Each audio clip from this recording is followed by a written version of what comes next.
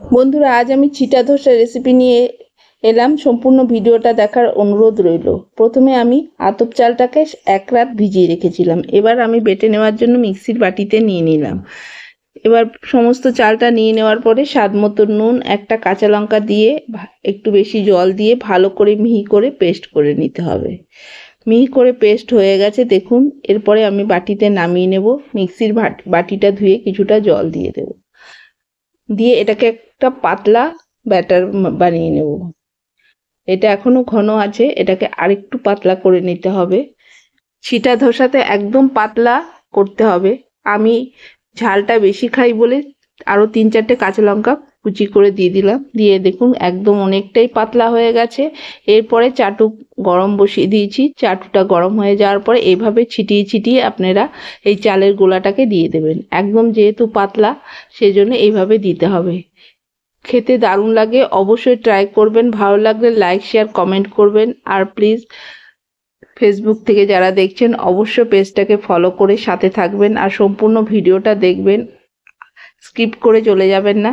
এভাবে আপনারা বাড়িতে অনায়াসে বানিয়ে নেবেন। ছোটোর থেকে বড় প্রত্যেকেরই খেতে ভালো লাগবে। নরম এবং মুচমুচে দুটোই হবে, এর মধ্যে খেতে লাগবে। এই দেখুন বানানো হয়ে গেছে, আমি তুলে নিচ্ছি। আরেকটা আপনাদের বানিয়ে দেখিয়ে দিচ্ছি। সামান্য তেল ছিটিয়ে নিলাম, দিয়ে এইভাবে ছিটিয়ে ছিটিয়ে এই পাতলা ব্যাটারটাকে দিয়ে দিতে হবে। খুবই ভালো লাগে। সকালের টিফিনে এরকমভাবে বানিয়ে খেতে পারেন, বিকেলবেলাও টিফিনেও খেতে পারেন। বাচ্চারা সবসময় একঘেয়েমি খাবার খেতে ভালোবাসে না, অবশ্যই এটা ট্রাই করে দেখুন কতটা ভালো লাগে। এইভাবে আমি বানিয়ে নিলাম। আমার নিজের খেয়ে ভালো লেগেছে বলে আজ আপনাদের সাথে ট্রাই করলাম, আপনাদেরকে শেয়ার করলাম।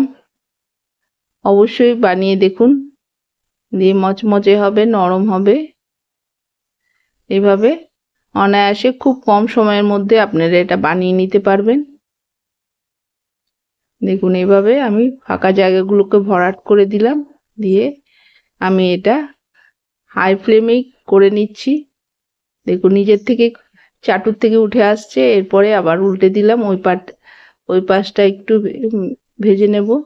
ভেজে নিয়ে খুব সামান্য একটু তেল দিয়ে এটা অনায়াসে বানিয়ে নিন।